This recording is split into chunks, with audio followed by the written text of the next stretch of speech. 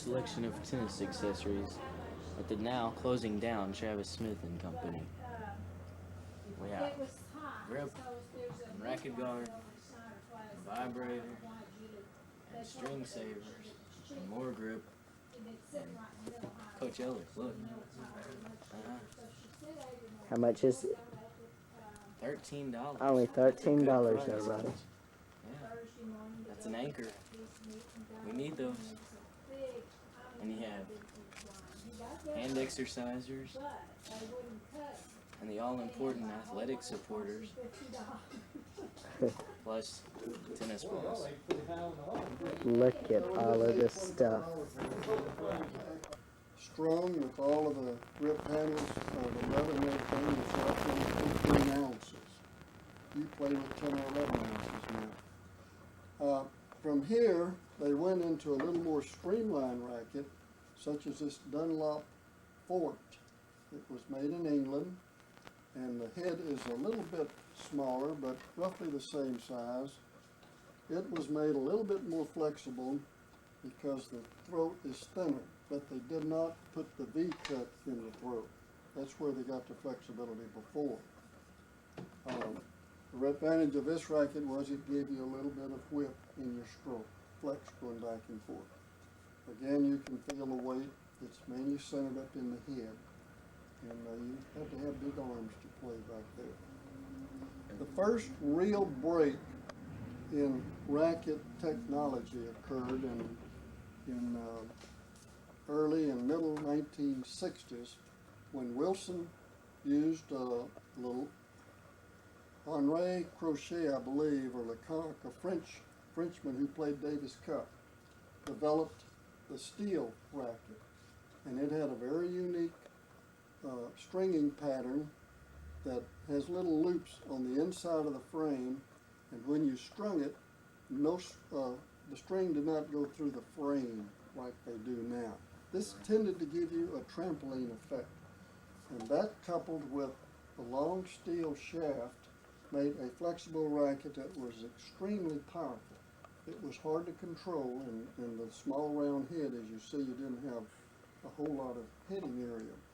But Jimmy Connors played with this racket for about 15, 20 years, and of course we know Jimmy Connors did great things. Once they got away from wood, then we went into various compositions. We had epoxies, we had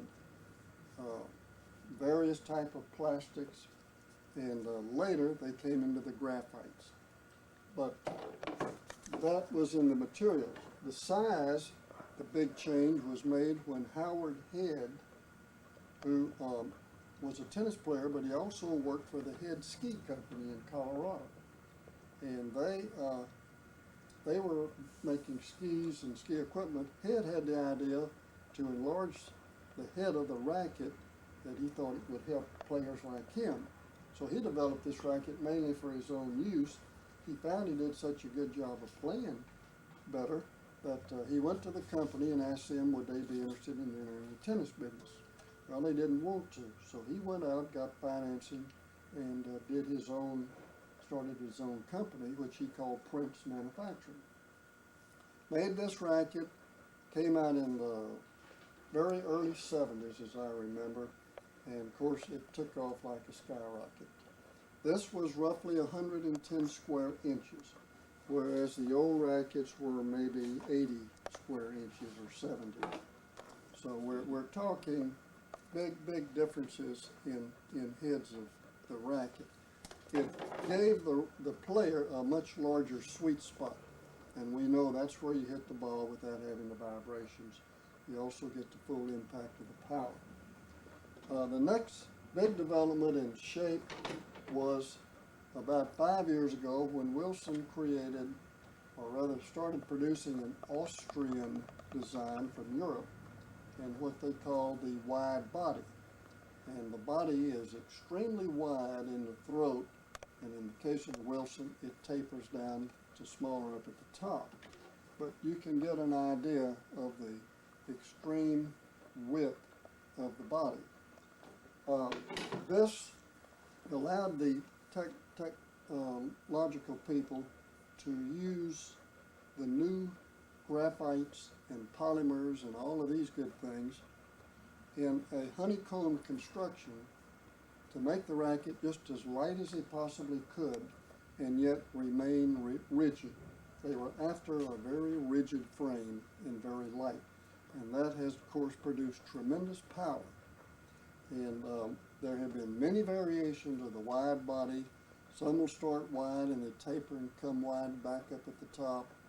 Some will be wide up here and taper down. That's like the Thunder Stick, the Prince Thunder Stick. So all sorts of shape. But essentially it has been quite a development in rackets.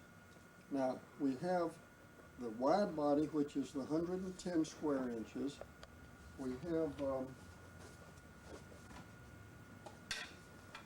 and that's a wide body also. We have the 95 square inch, which we call mid-size, and it is smaller in the head by about 15%, maybe 20%. It gives you a lot of the advantages of the bigger head without having quite the trampoline effect or throw effect you get on some of the wide bodies. Of course, the materials have gone from wood to metal to, as we said, epoxies and graphites, and all of these things have had different effects on the way the racket plays and, of course, the way it's built. And the way you string these rackets is quite important. A big-headed racket like this, if you strung it quite loose, you would really have a throw-out effect when that ball hit and sunk in and then the strings threw it out.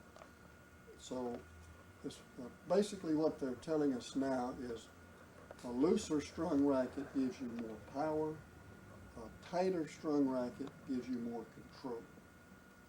Vic Braden, talking to him in January of this year in Dallas, and he tends to dispute that somewhat because he said the ball doesn't stay on the strings long enough to determine that. But as a player, I know it makes a difference. So that's essentially the rackets. Okay.